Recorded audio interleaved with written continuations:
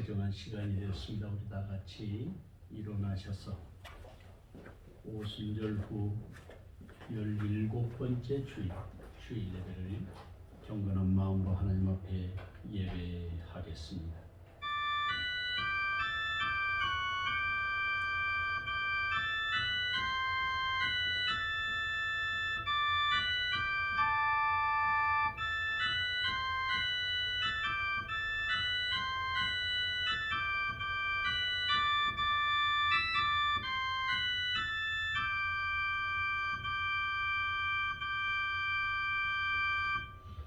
여호와여, 이제 내가 주께서 주신 토지 소산의 만물을 가져왔나이다 하고 너는 그것을 내 하나님 여호와 앞에 두고 내 하나님 여호와 앞에 경배할 것이며 내 하나님 여호와께서 너와 내 집에 주신 모든 복으로 말미암아 너는 레인과 너의 가운데 거류하는 객과 함께 즐거워할지니라.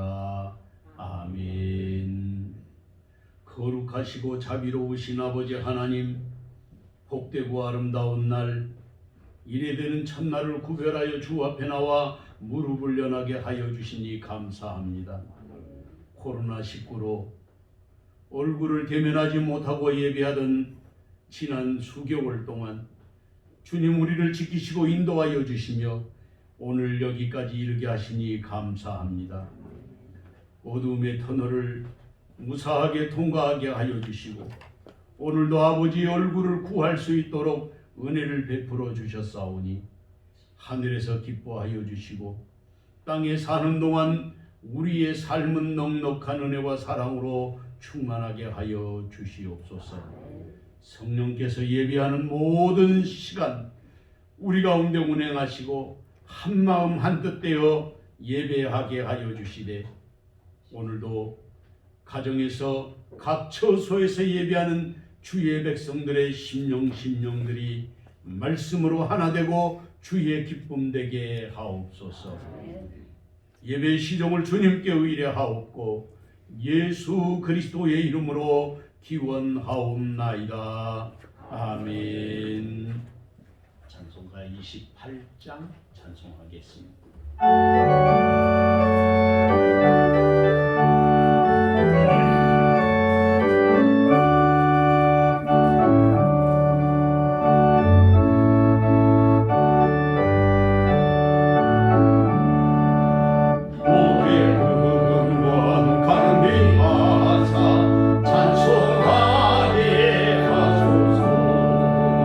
한량 없이 자비하심 증량하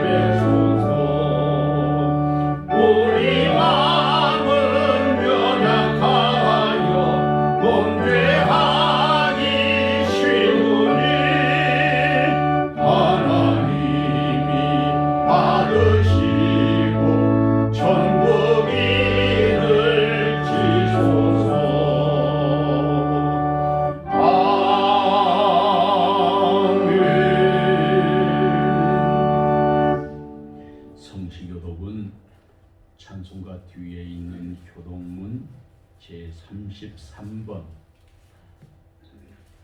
시편 72편 말씀 교독하겠습니다. 하나님이여 주의 판단력을 왕에게 주시고 주의 공의를 왕의 아들에게 주소서. 그가 주의 백성을 공의로 재판하며 주의 가난한 자를 정의로 재판하리니 의로 말미암아 산들이 백성에게 평강을 주며 작은 산들도 그리하리로다. 그가 가난한 백성의 오람을 불러주며 궁핍한 자의 자손을 구원하며 압박하는 자를 거두리로다. 그들이 해가 있을 동안에도 주를 두려워하며 달이 있을 동안에도 대대로 그리하리로다. 그는 물을 내리는 것 같이 땅을 거치는 소나기같이 내리리니 그의 날에 의인이 흥왕하여 평강의 풍성함이 달이 닿을 때까지 이르리로다. 그가 바다에서부터 바다까지와 땅에서부터 땅 끝까지 다스리니 모든 왕이 그의 앞에 후하며 모든 민족이 다 그를 섬기리로다. 아멘. 지난 일해 동안에 우리의 삶을 돌아보고 하나님 앞에 겸비한 마음으로 자복하고 회개하는 참회의 시간을 갖겠습니다. 함께 통성으로 기도하겠습니다. 사랑하는 주여, 하나님의 인내심을 불쌍히 여겨주시며 아버지 하나님께서 살아서 우리의 신사를 우리의 삶을 가져오게 하여 주시니 진실한 하나님의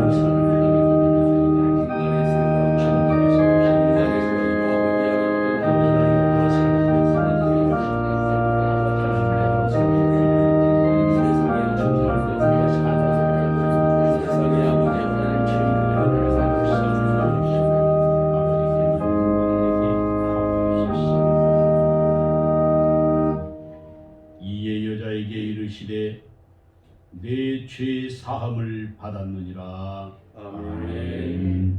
나는 전능하신 아버지 하나님 천지의 창조주를 믿습니다. 나는 그의 유일하신 아들 우리 주 예수 그리스도를 믿습니다.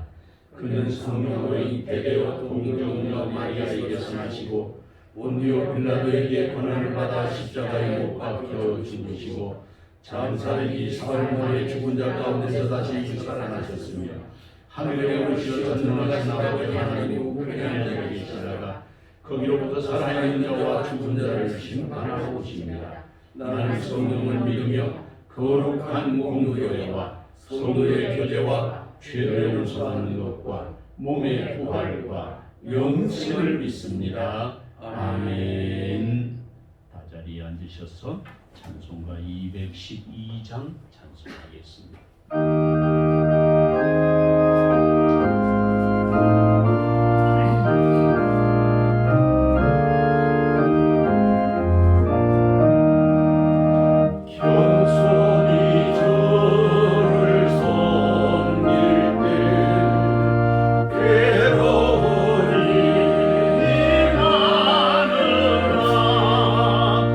구주여 내게 힘 주사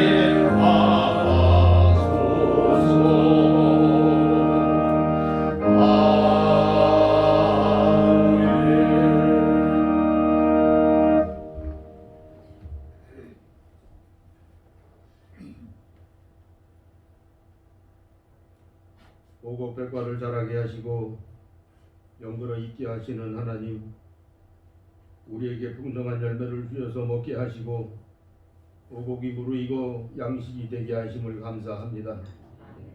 햇빛과 비를 주셔서 자라게 하시고 추수하는 기쁨을 주신 것을 또한 감사를 드립니다. 주님이 풍성한 계절에 독생자 예수 그리스도를 생각합니다. 우리의 이신과 편견 때문에 하나님께로부터 소외된 상태에서 살아가는 우리를 불쌍히 여기시어 황량한 들판에서 다시 새싹이 돋아나듯 예수 그리스도의 구원의 은총을 허락하셔서 주님의 종으로 살아가기에 부족함이 없도록 인도하여 주옵소서. 추수할 곡식은 많은데 추수할 일꾼이 없다고 하셨습니다. 주님, 우리의 눈을 열어주시사 낯을 기다리는 무르익은 곡식을 보게 하시고 마땅히 우리가 있어야 할 곳이 어디인지를 알게 하옵소서.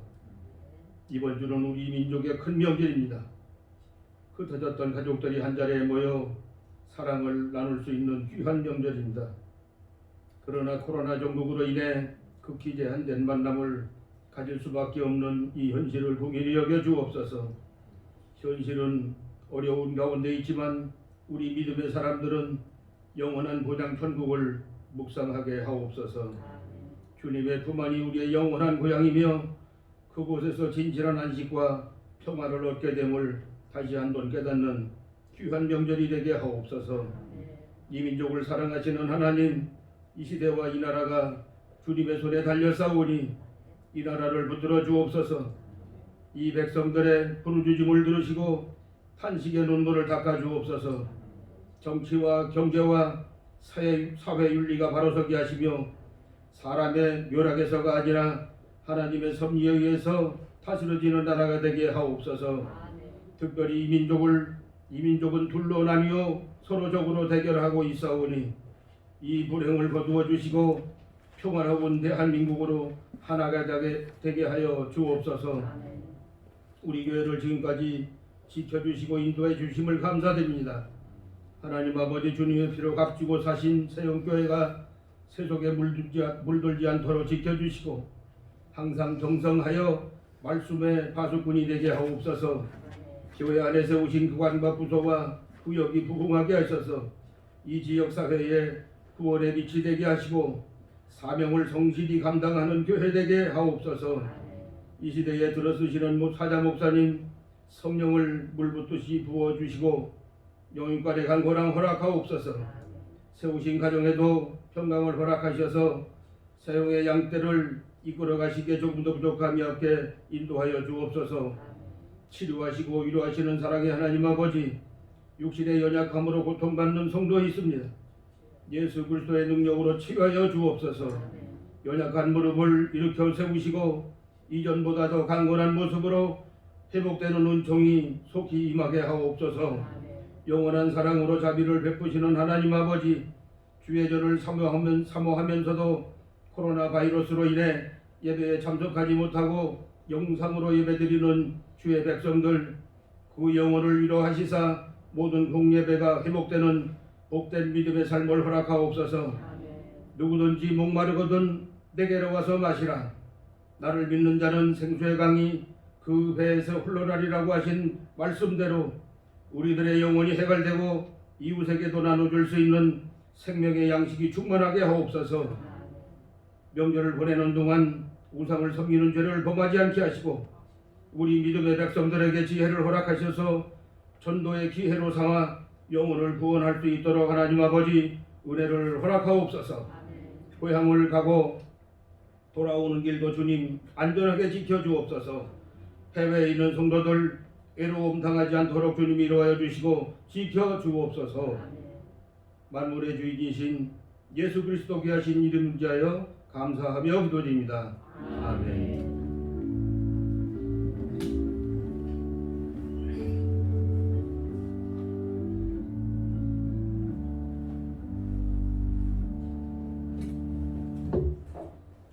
오늘 하나님께서 우리에게 주신 말씀은 빌립보서 2장 1절 말씀에서 13절 말씀까지 신약 성경 빌립보서 2장 1절 말씀부터 13절 말씀까지 제가 공독해 드리겠습니다. 그러므로 그리스도 안에 무슨 권면이나 사랑의 무슨 위로나 성령의 무슨 교제나 긍휼이나 자비가 있거든 마음을 같이하여 같은 사랑을 가지고 뜻을 합하여 한 마음을 품어 아무 일이든지 다툼이나 허용으로 하지 말고 오직 겸손한 마음으로 각각 자기보다 남을 낫게 여기고 각각 자기의 일을 돌볼 뿐더러 또한 각각 다른 사람들의 일을 돌보아 나의 기쁨을 충만하게 하라. 너희 안에 이 마음을 품으라.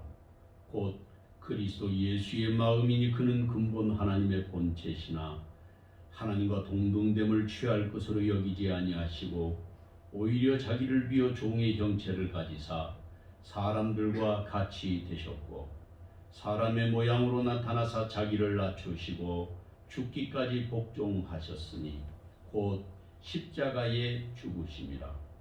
이러므로 하나님이 그를 지극히 높여 모든 이름 위에 뛰어난 이름을 주사 하늘에 있는 자들과 땅에 있는 자들과 땅 아래에 있는 자들로 모든 무릎을 예수의 이름에 꿇게 하시고 모든 입으로 예수 그리스도를 주라 시인하여 하나님 아버지께 영광을 돌리게 하셨느니라.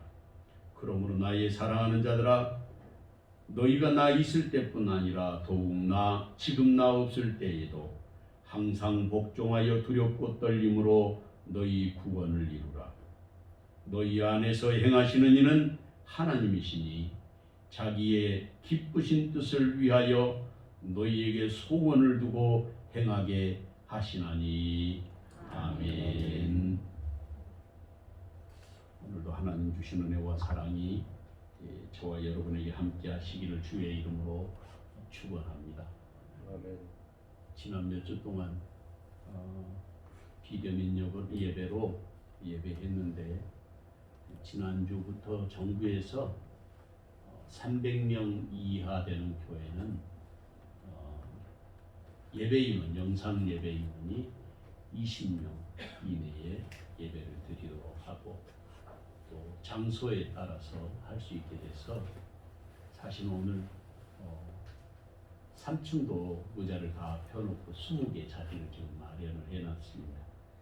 그런데 아직도 이제 코로나19 때문에 여러 가지로 어려움이 있어서 성도들이 집에서 이 시간 함께 예배를 드리는 줄로 그렇게 생각합니다. 가가와 도요이코라고 하는 유명한 일본 교회의 성자로 알려진 사람이 있습니다. 이 사람은 그 창녀촌에서 전도를 했어요. 그리고 빈민굴에서 전도를 하는 그런 사람이었습니다. 하루는 친구가 찾아가 보니까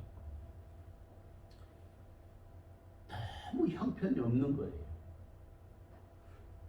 주정뱅이가 찾아왔는데 돈을 내라고 하니까 주정뱅이에게 돈을 줬습니다. 그런데 가만히 보니까 그 주정뱅이가 나가가지고 이 가가와 도요이코가 준 돈으로 또 술 먹고 그리고 또 도박을 하고 그러는 것이었습니다. 그래서 이 친구가 여보게 자네 그 주정뱅이에게 준 돈 그걸 뭘 하는지 아는가 그랬어요.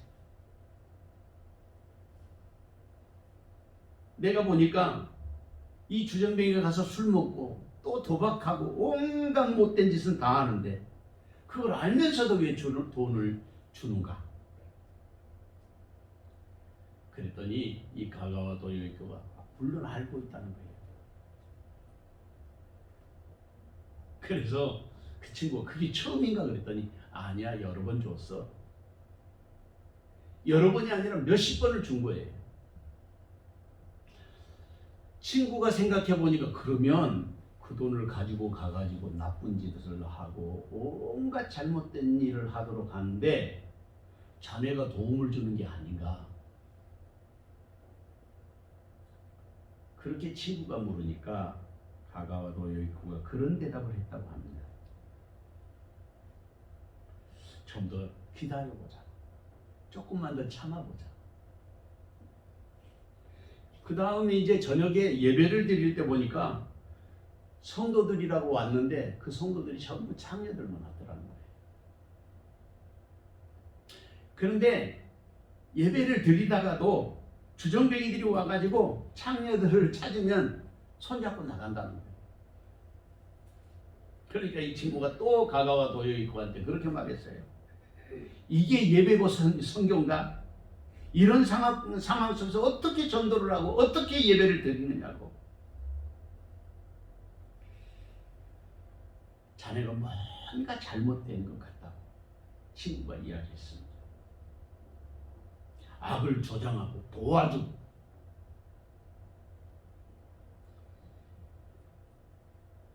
그런데 이 가가와 도요이코가 그때 그런 말을 했다고 합니다. 자네도 그것을 알지 못하네. 저들이 나를 10번 속여먹고 혹시 저들에게 내가 칼을 맞아 죽는다고 생각해 보세요. 나를 통한 주님의 사랑이 그 후에 끝까지 저들의 영혼을 관통해 버리지 않겠는가. 예수님도 악한 자들에 의해서 그 심장이 뚫리게 되었는데, 그렇지만 그 다음에 그 사람들 속에서 사랑의 씨앗이 자라나는 것처럼 이 사람들에게도 그런 사랑이 자라나지 않겠는가 하고 가가와 도요이코가 그렇게 말했다고 합니다. 끝까지 참고 끝까지 인내할 줄 아는 사람이 되어야 한다는 그런 이야기를 한 것입니다. 본문 10절의 말씀을 보면 하늘에 있는 자들과 땅에 있는 자들과 땅 아래에 있는 자들로 모든 무릎을 예수의 이름에 꿇게 하시고 모든 입으로 예수 그리스도를 주라 시인하여 하나님 아버지께 영광을 돌리게 하셨느니라고 말씀하고 있습니다. 어떻게 해야 모든 사람이 예수님 앞에 무릎을 꿇을 수 있겠습니까? 어떻게 해야 하면 하나님 아버지께 모든 사람이 영광을 돌릴 수 있는 것이겠습니까? 주님은 우리를 그렇게 영광의 도구 되도록 지금도 부르고 계시는 것입니다. 가가와 도요이코 같은 사람은 될 수 없어도 그렇게 살려고 몸부림치고 그렇게 애써보는 사람이 되어야 하지 않겠습니까? 그때 주님은 우리에게 위대한 주님의 사랑을 더해 주실 것이기 때문입니다. 이 귀한 종이 시간 저와 여러분에게 함께 하시기를 주님의 이름으로 축원합니다. 첫째로 주님의 기쁨을 충만하게 하는 사람이 되어야 하겠습니다. 본문 1절에서 4절 말씀을 다 같이 한 목소리로 읽어보겠습니다.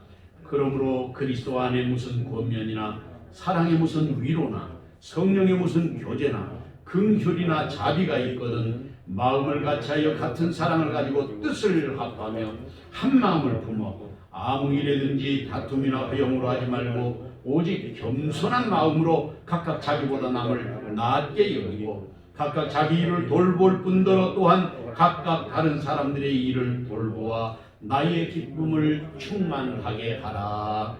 아멘. 본문의 말씀은 바울 사도가 빌립보 교회 성도들에게 전하는 말씀이지만 주님의 성령께서 성도들이 세상을 사는 동안에 갖춰야 될 신앙의 자세, 세상을 바라보는 그런 우리의 세상관, 그런 것들을 가르쳐주고 있습니다. 본문의 말씀 핵심은 어디에 있느냐면 4절 말씀에 있다, 그렇게 생각이 들었습니다. 그 4절 마지막에 뭐라고 말하고 있느냐면 나의 기쁨을 충만하게 하라, 그런 말씀입니다.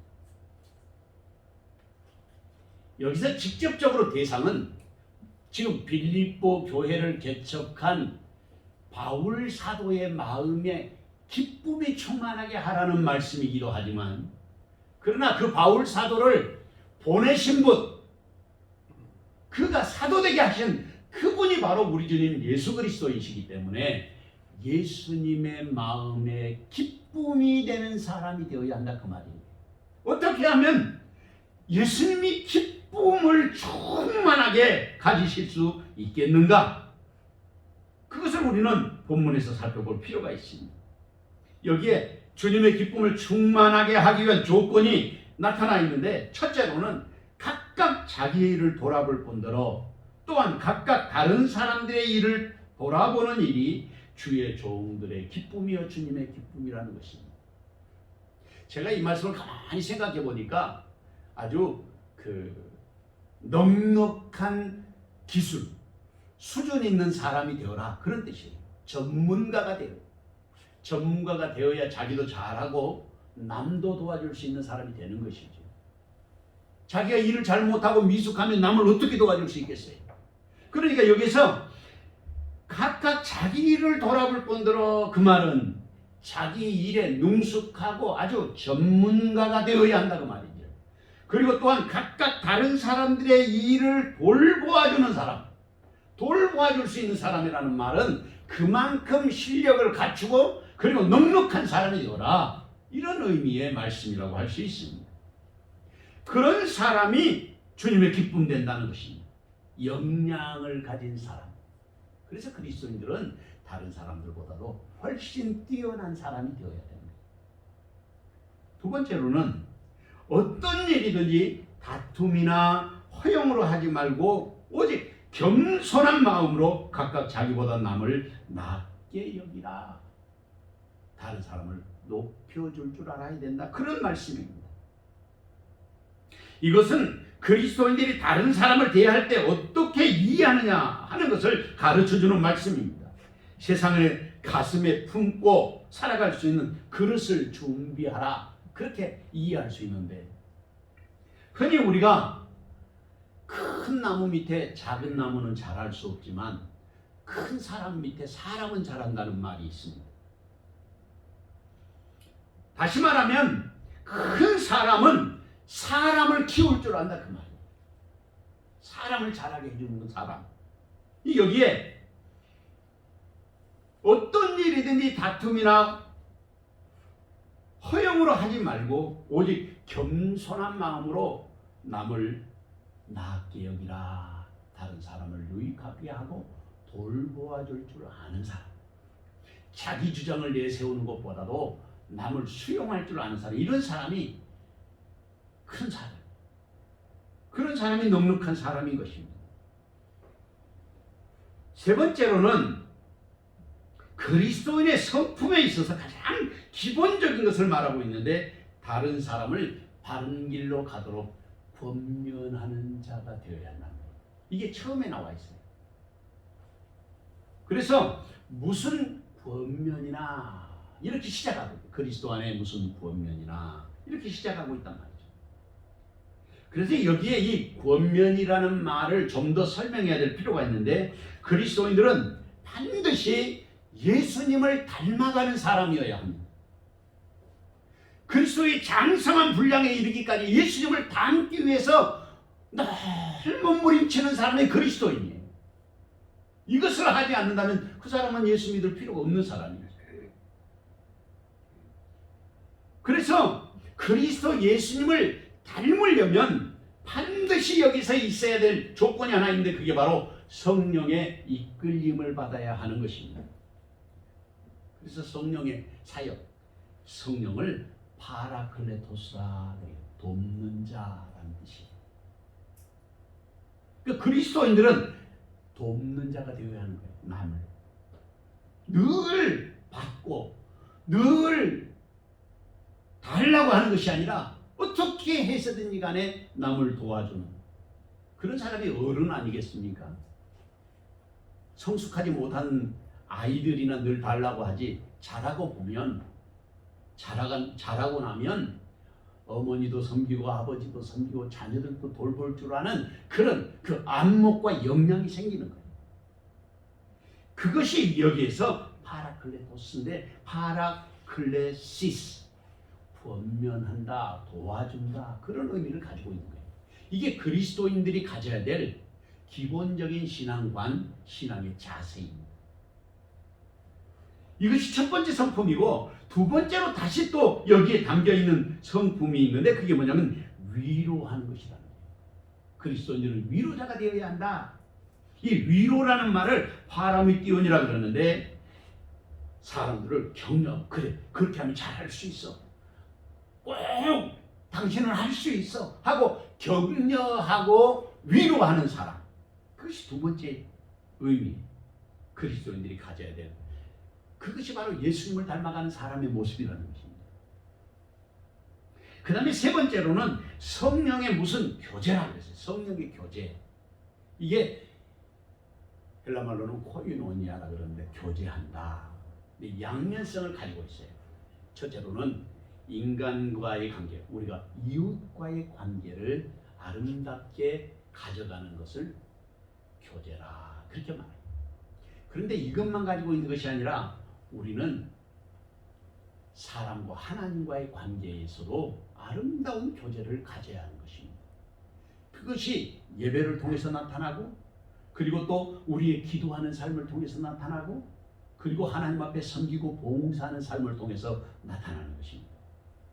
그러니까 우리 자신들이 하나님 앞에서 성령을 통해서 교제할 수 있는 엄청난 하나님의 은총을 누리고 사는 사람이 그리스도입니다.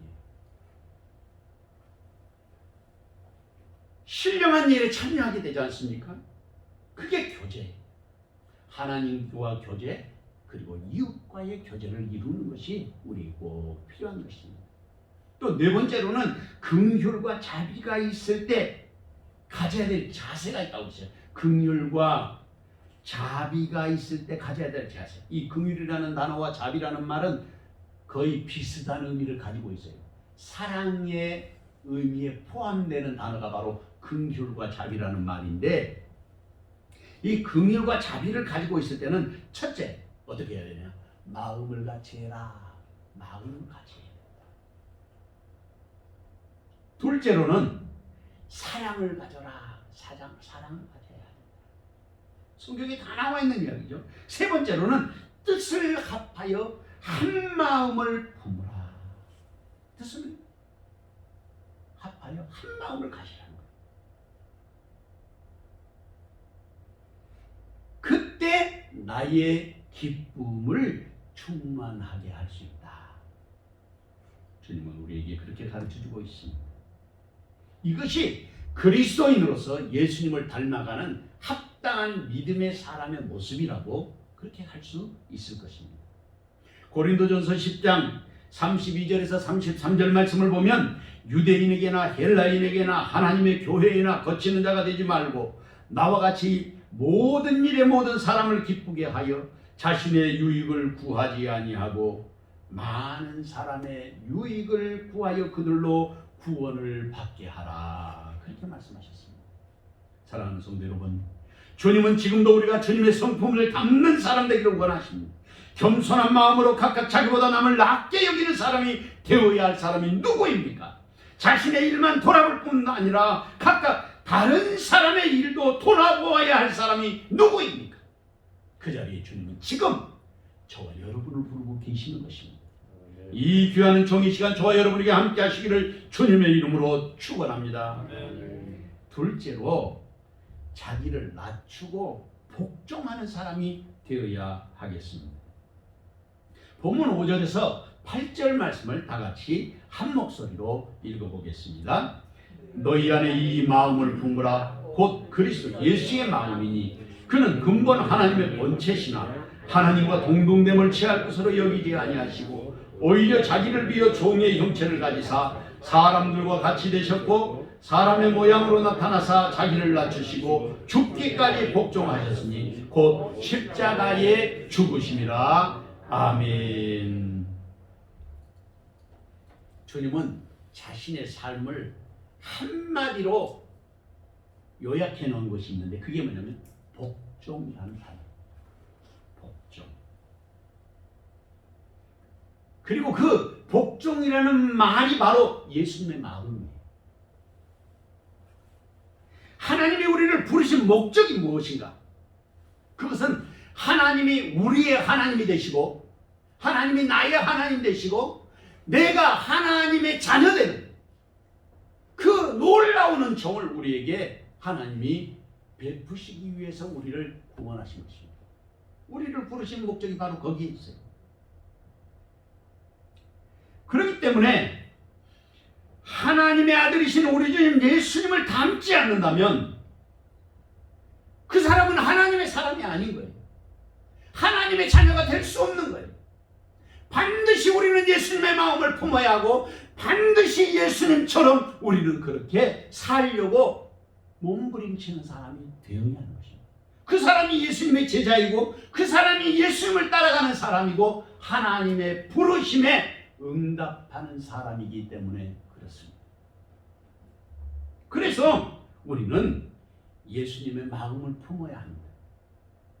그러면 예수님의 마음은 어떤 마음입니까? 마태복음 11장 29절 말씀에서 예수님이 그렇게 말씀하셨습니다. 나는 마음이 온유하고 겸손하니 나의 멍에를 메고 내게 배우라. 그리하면 너희 마음이 쉼을 얻으리니.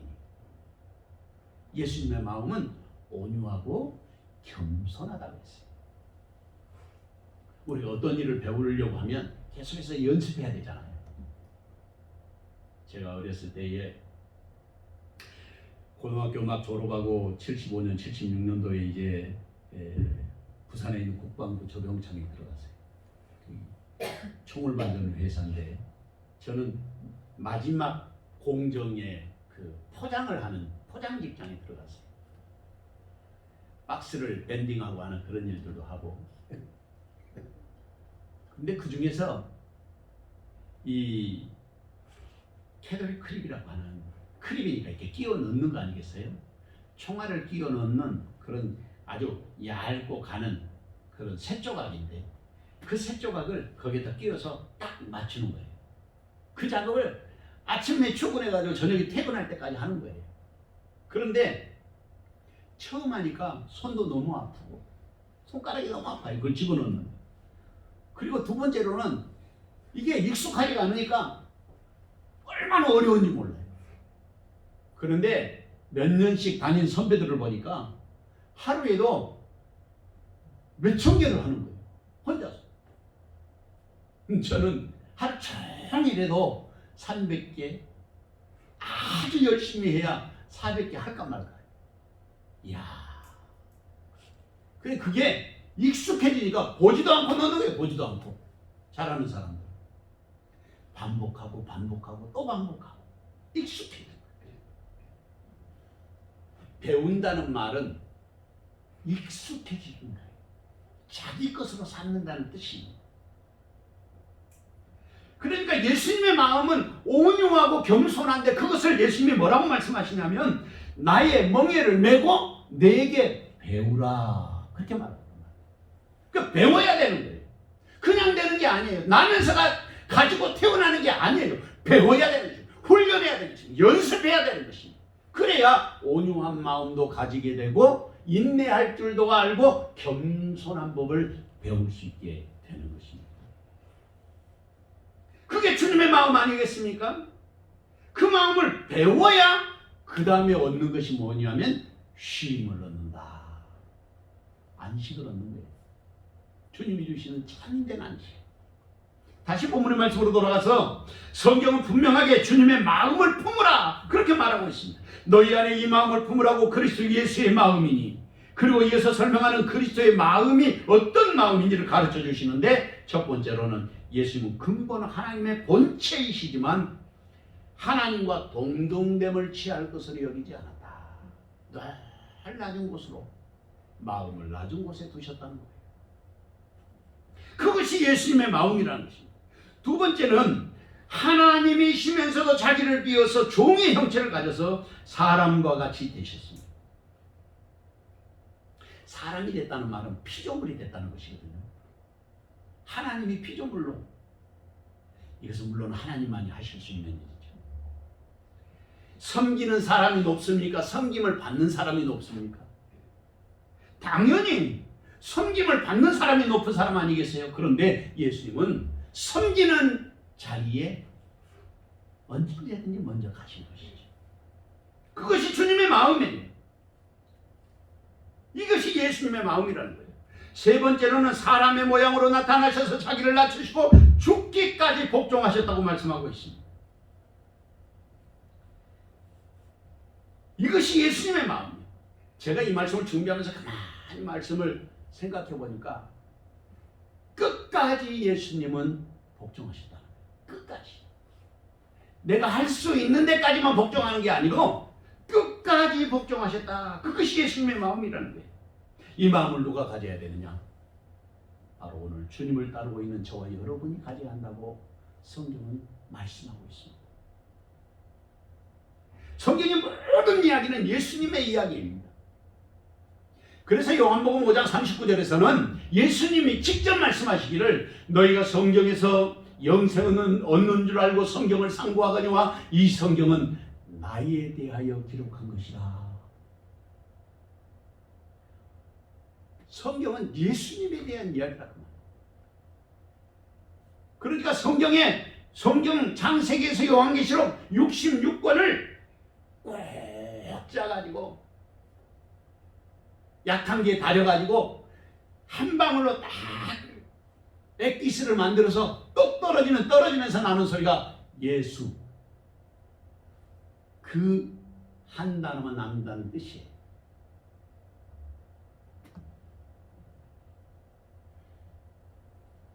그러니까 성경 말씀은 이것을 가르쳐 주려고 하는 거예요.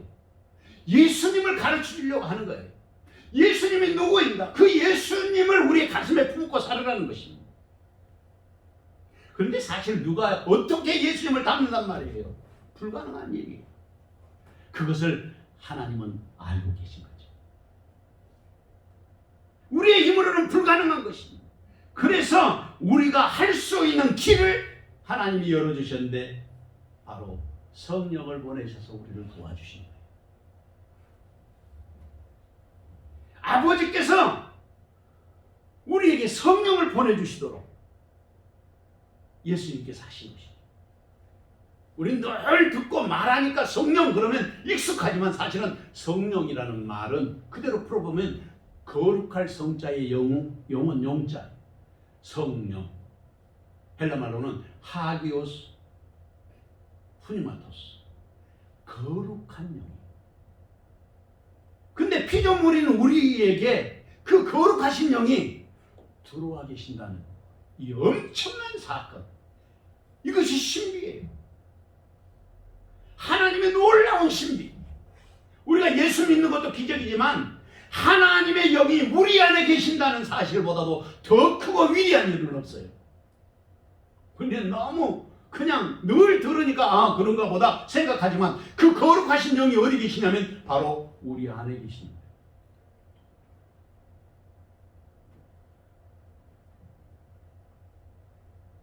이 하나님이 피조물인 우리 안에 그 영으로 계신다고 하는 이 놀라운 사실은 사람은 할 수 없고 하나님만이 하실 수 있는 일이 이루어진 것입니다. 그래서 우리는 감격하고 감사하고 너무 좋으면 사람이 땅에서 팔짝팔짝 뛰잖아요. 우리의 찬송과 우리의 기도와 우리의 신앙과 우리의 예배는 언제든지 그런 감격 속에 드려야 하는 거예요. 사실은 우리의 마음과 우리의 영혼이 너무 무뎌졌기 때문에 그래서 그게 은혜인지를 또 모르는 거예요. 너무 영혼에 굳은 살이 박혔어요. 감각을 잃어버린 거예요.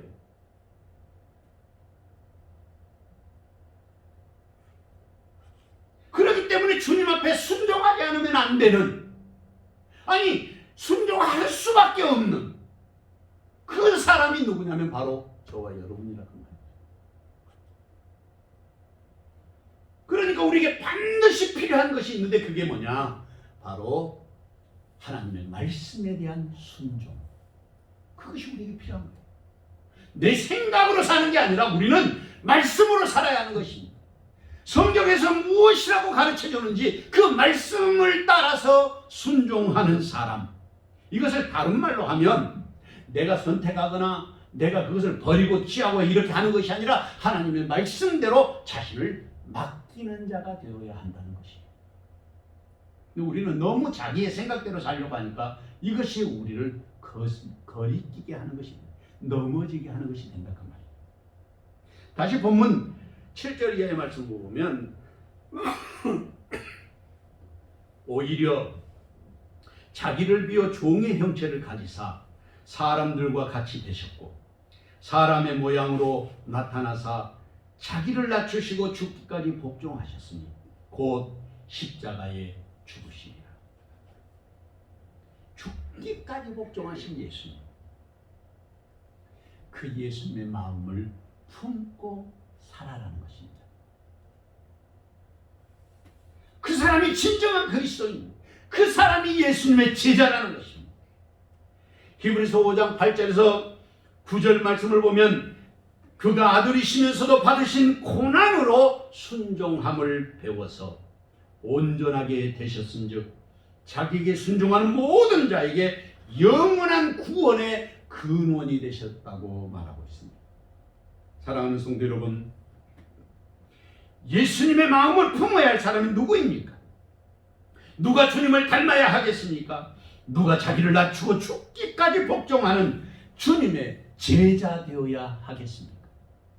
그 자리에 주님은 지금 저와 여러분을 부르고 계시는 것입니다. 이 귀한 종인 시간 저와 여러분에게 함께 하시기를 주님의 이름으로 축원합니다. 셋째로 우리의 안에서 행하시는 이가 누구인지 알아야 하겠습니다. 본문 9절에서 13절 말씀을 다 같이 한 목소리로 읽어보겠습니다. 이름으로 하나님이 그를 지극히 높여 모든 이름 위에 뛰어난 이름을 주사 하늘에 있는 자들과 땅에 있는 자들과 땅 아래에 있는 자들로 모든 무릎을 예수의 이름에 꿇게 하시고 모든 입으로 예수 그리스도를 주라 시인하여 하나님 아버지께 영광을 돌리게 하셨느니라. 그러므로 나의 사랑하는 자들아, 너희가 나 있을 때뿐 아니라 더욱 지금 나 없을 때에도 항상 복종하여 두렵고 떨림으로 너희 구원을 이루라. 너희 안에서 행하시는 이는 하나님이시니 자기 기쁘신 뜻을 위하여 너희에게 소원을 두고 행하게 하시나니. 아멘. 예수님께서 그렇게 죽기까지 복종하신 그 결과는 어떻게 나타난 것입니까? 그것은 본문 9절 이하의 말씀을 통해서 우리가 그 결과가 어떻게 나타났는가를 알 수 있습니다. 이러므로 하나님이 그를 지극히 높여 모든 이름 위에 뛰어난 이름을 주사 하늘에 있는 자들과 땅에 있는 자들과 땅 아래에 있는 자들로 모든 무릎을 예수의 이름에 꿇게 하시고 모든 입으로 예수 그리스도를 주라 시인하여 하나님 아버지께 영광을 돌리게 하셨느니라.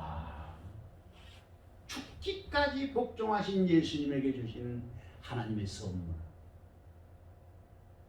그것이 여기에 나타나 있습니다. 이것을 좀 더 분석해 보면 첫째로는 하나님이 예수님을 지극히 높여서 모든 이름에 뛰어난 이름을 주셨다 그랬습니다. 뛰어난 이름.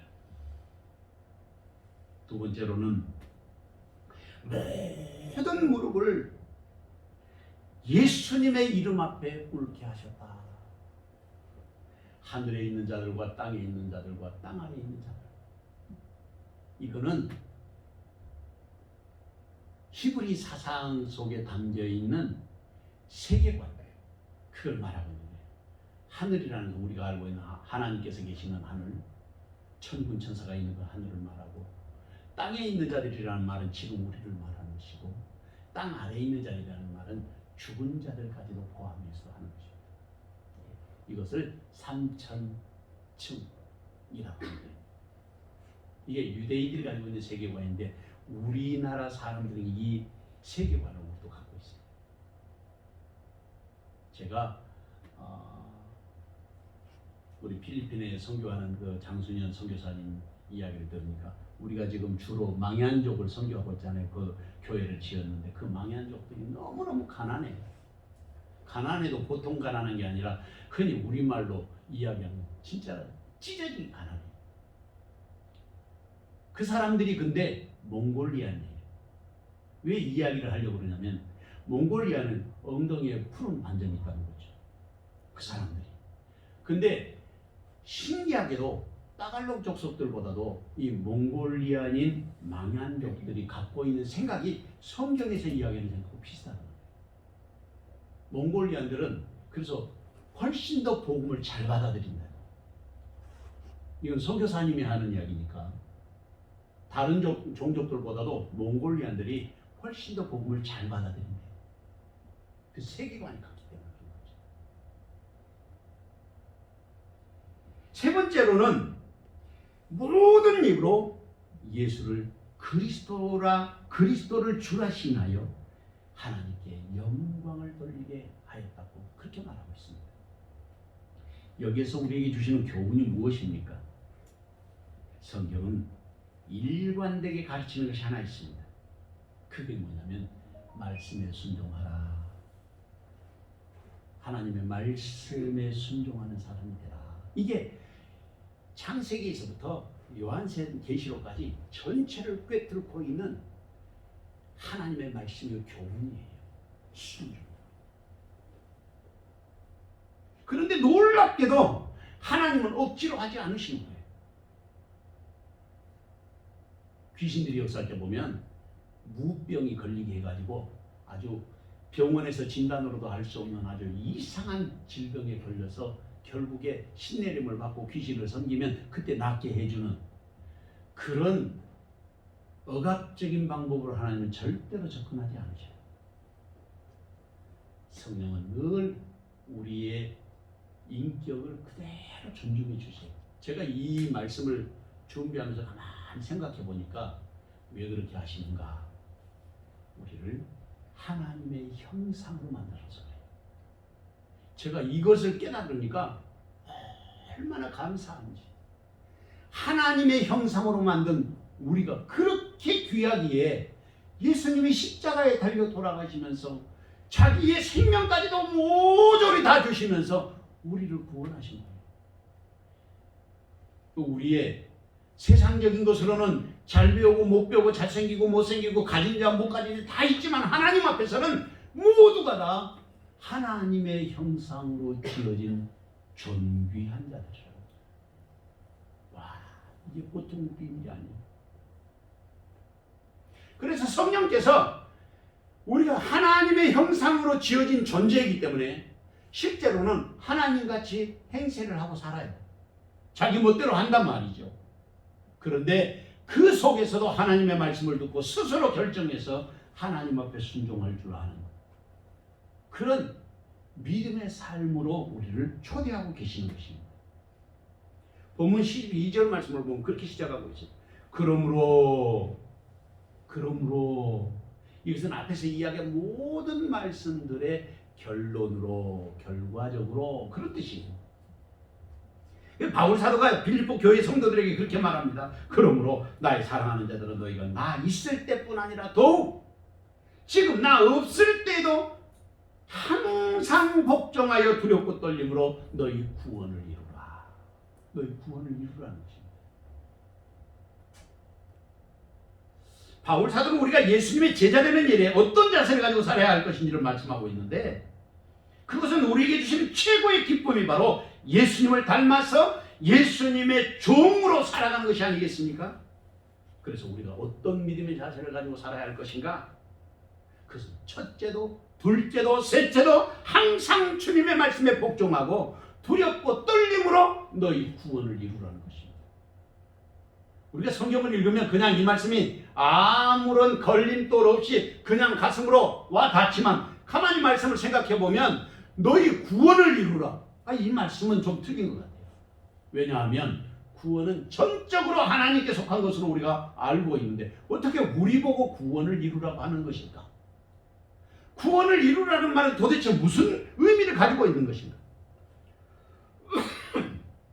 그런 영적인 의문이 생기지 않습니까? 이 원리에 있어서 구원은 하나님이 주시는 건데 우리 보고 너희 구원을 이루라 이렇게 말하고 있단 말이죠. 이 말은 도대체 무슨 의미를 갖고 있느냐 그 말이에요. 그래서 제가 본문의 말씀을 더 살펴볼 필요가 있다고 생각해서 자세하게 살펴보니까 여기에 두렵고 떨림으로 하나님 앞에서 우리가 복종하고 항상 복종, 항상. 그게 말씀이 그렇게 되어 있잖아요. 항상.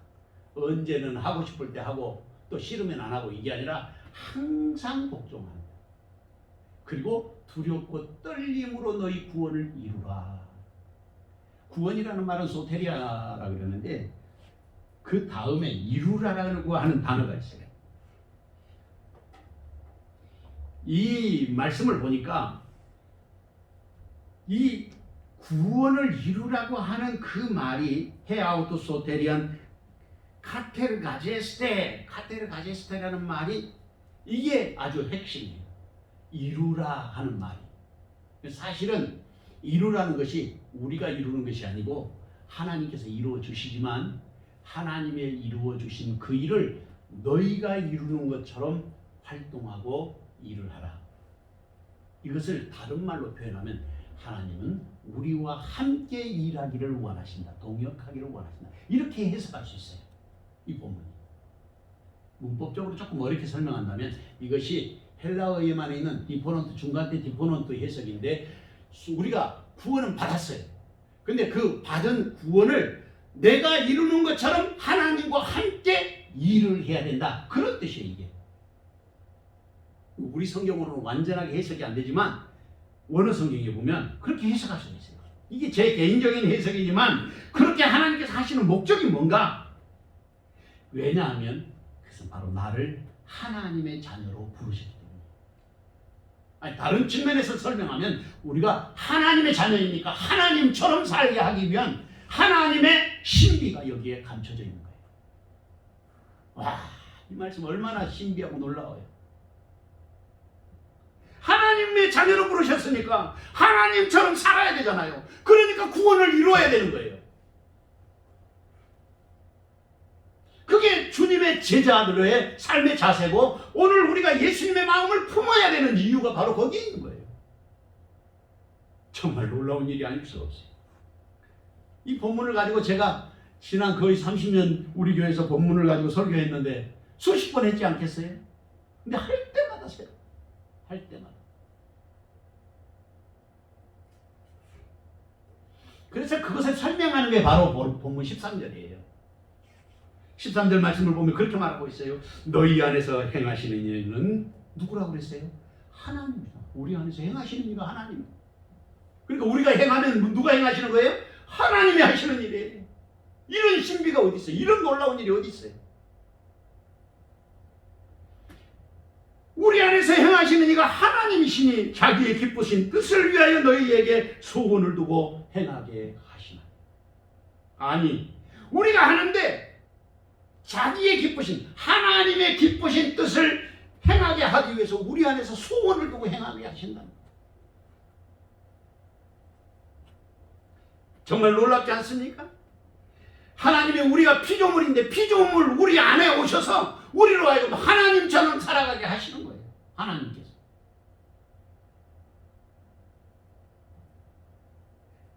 하나님이 우리 안에서 역사하시고 하나님처럼 살게 하신다고 하는 이 신비, 그게 바로 복음 안에 부르심을 받은 오늘 저와 여러분의 축복이라고 말할 수 있어요. 그리스도인들에게만 주시는 하나님의 은총. 똑같이 밥을 먹고 두 발로 땅을 딛고 살아가지만 세상 사람들과는 전혀 차원이 다른 하나님이 바로 우리 안에서 역사하시는 그 사람이 바로 저와 여러분이라고 성경이 말씀하고 있는 것입니다. 미래가 촉망되는 중국의 청년 한 사람이 미국에서 공부를 다 마치고 정부에서 좋은 직장을 제안했습니다. 그런데 그것을 거절했어요. 루이스라고 하는 감독이 물어봤습니다. 그 좋은 자를 왜 거절하고 목사가 되었느냐고. 그랬더니 이 청년이 말하기를 나는 우아단 사건 때 중국에서 내륙 지방에 살고 있었습니다. 동네에 절간이 하나 있었는데 그 절간에 동네 사람 예수 믿는 163명을 다 절간에 불러다가 이 중국 공산당 군인들이 불러다가 부처에게 절을 하고 신앙을, 기독교 신앙을 버리면 살려주고, 그리고 우상 숭배를 하게 되면 그 자리에서 사형을 시켜버리겠다. 한 사람씩 부처 앞을 지나가게 하는데 누구도 고개를 숙이거나 아래를 쳐다보는 사람 없이 고개를 똑바로 쳐들고 그 부처상 앞을 지나간다. 부처상을 지나오면 그 자리에서 바로 칼로 찬수를 해버려요. 예수 믿는 사람들이 한 명씩 지나갈 때마다 참수하니까 목이 땅에 떨어지는데, 그것을 보면서도 한 명도 예수님을 부인하지 않고 그 부처상 앞을 지나갔다고 합니다. 그때 자기가 어렸을 때인데 제 아버지도 바로 그 절에서 163명과 함께 순교하셨다. 내가 가야 될 길이 무엇인지 저는 그때 배웠습니다. 나의 일생을 새롭게 하고 내가 어떻게 살아야 할 것인지 그때 아버지가 가르쳐 주셨어요. 에베소 1장 9절 말씀에 보면 그 뜻의 비밀을 우리에게 알리신 것이요 그의 기뻐하심을 따라 그리스도 안에서 때가 찬 경륜을 위하여 예정하신 것이라고 하셨습니다. 사랑하는 성도 여러분, 주께서 죽기까지 복종하심으로 영광을 받으신 것처럼 우리도 주님 안에 그 영광에 초대받은 사람들입니다.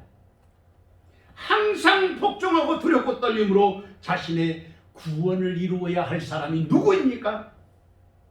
누가 하나님의 기뻐하시는 뜻을 알고 소원을 두고 행하는 순종의 사람이 되어야 하겠습니까? 그 자리에 주님은 지금 저와 여러분을 부르고 계십니다. 이 귀한 종이 시간 저와 여러분에게 함께 하시기를 주님의 이름으로 축원합니다. 사랑하는 아버지 하나님, 죄인된 우리를 부르시고 오늘도 주의 음성 듣게 하여 주시니 감사합니다. 죽기까지 복종하신 예수님, 그 예수님을 우리의 마음에 품고 또 한 주간을 승리하게 하옵소서. 예수님의 이름으로 기도하옵나이다. 아멘. 찬송가 455장 찬송하겠습니다.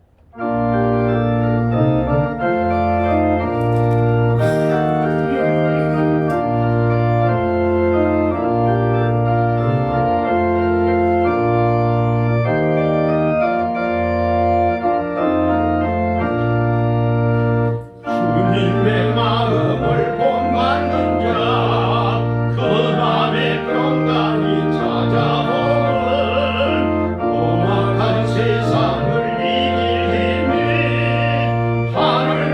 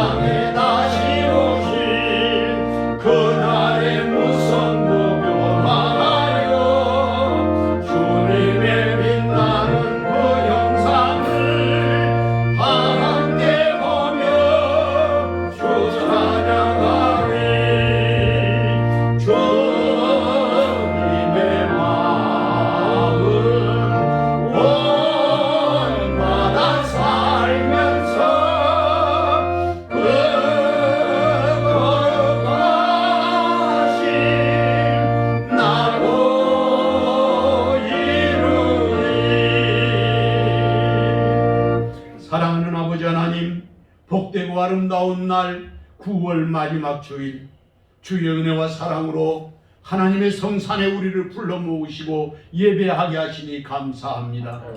코비드19로 인하여 함께하지 못한 모든 성도들 어느 곳에 있든지 간에 각 처소에서 예배하고 하나님의 이름을 높이며 찬양하는 저들의 심령이 한마음 되게 하여 주시고 오직 그리스도 예수의 마음을 품어 주께 기쁨 되게 하옵소서. 주신 은혜를 감사하여 귀한 예물을 아버지 앞에 드렸습니다. 시대 하나와 감사의 예물과 성경금과 건축헌금, 주일헌금과 또한 주님 앞에 드려지는 모든 낙헌 제물들을 두 손들어 축복하오니 하늘로부터 강복하사 땅에 사는 동안 우리의 삶이 기름지고 윤택하여 30배, 60배, 100배의 결실을 얻으며 하나님께 영광되게 하옵소서.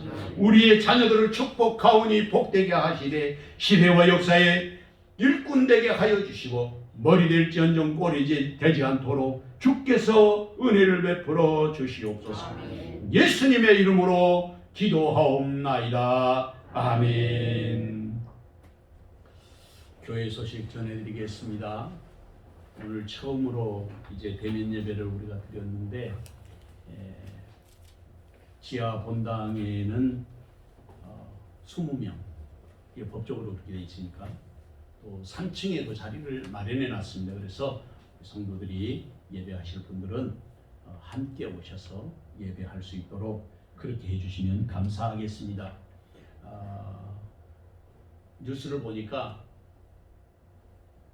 지난 한 주간 동안 검사자가 10,000명 정도 좀 됐는데 100명 이하로 떨어졌어요. 검사자가 줄어드니까 그럴 수 있겠지만 어쨌든 이제 정부에서 관리하는 모든 것들이 신속하게 회복돼서 2단계에서 1단계로 그리고 또 빨리 백신이 이렇게 나와서 어려움이 없게 되었으면 참 좋겠습니다. 정부의 정책이 발표될 때까지는 계속해서 이렇게 이제 대면 예배하고 비대면 예배를 같이 하도록 하겠습니다. 그리고 실시간으로 지금 영상 예배를 지금 유튜브로 방송하고 있습니다. 그러니까 우리 각 가정에서 함께 예배 할 수 있고 또 예배 시간에 못 들으신 분들은 우리 교회 홈페이지 그곳에 영상을 올려놓게 되니까 예배를 드리시면 되겠습니다. 그리고 이제 감기가 들었다든지 이러면 나오시면 안 되겠어요. 열이 있다든지 이러면 다른 분들에게 영향을 줄 수가 있으니까 그래서 여러분들이 좀 더 조심해 주시면 감사하겠습니다. 그리고 이번 주 수요일 날부터가 이제 추석 명절 연휴인데 그래서 예배 순서지를 이렇게 만들었습니다. 그래서 오늘 오신 분들은 필요한 대로 가져가시고 또 가정에 계시는 분들은 핸드폰으로 우리 전도사님이 이것을 다 올려드릴 테니까 거기에서 보시고 핸드폰 보고 또 이 순서대로 예배 드리시면 되겠습니다. 그리고 계속해서 성경 공부가 지금 나가고 있는데 오늘은 22과 현장에서 시작하라. 그래서 이 성경 공부도 집에서 이거는 제출하는 것이 아니고 집에서 공부하라고 여러분들에게 내드리는 것이니까 꼭 보고 공부해 주시면 고맙겠습니다. 그리고 추석 명절 동안에는 교회에 기도하실 분들 오셔서 자율적으로 해주시면 감사하겠습니다. 그 외에 다른 사항들은 주보를 참조해 주시면 고맙겠습니다. 그리고 또 한 가지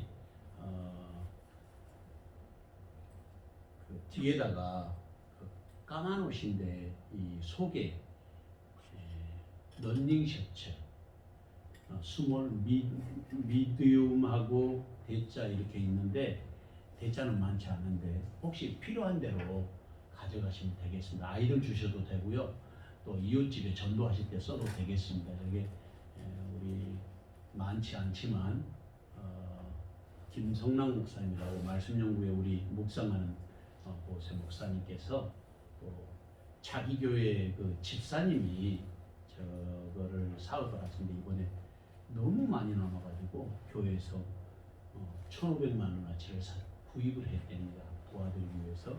그래서 저희 목사님들에게 다 나눠준 거예요. 그러니까 공짜가 아니고 돈 주고 산 거예요. 굉장히 탄성도 있고 좋다고 합니다. 그러니까 가져가실 때 돈 내라는 게 아니라 가져가시면 됩니다. 그냥 갖고 가셔서 입으시면 되겠습니다. 선물로 드리는 거예요. 오늘 오신 분들 우리 기도하겠습니다. 이제는 교회 머리 되신 우리 주님 예수 그리스도의 은혜와 아버지 하나님의 극진하신 사랑과 성령의 감동 감화 위로 교통하심과 그 복 주시는 은혜의 역사가 오늘도 죽기까지 복종하기로 마음에 소망하는 여기 모인 모든 사랑하는 세형의 권속들 머리머리 위에와 각 처소에서 예배하는 사랑하는 주님의 자녀들 머리 위에 또한 주께서 복 주시기로 약속하신 사랑하는 세형제단 위에 지금부터 영원토록 함께 계시옵기를 간절히 축원하옵나이다. 아멘.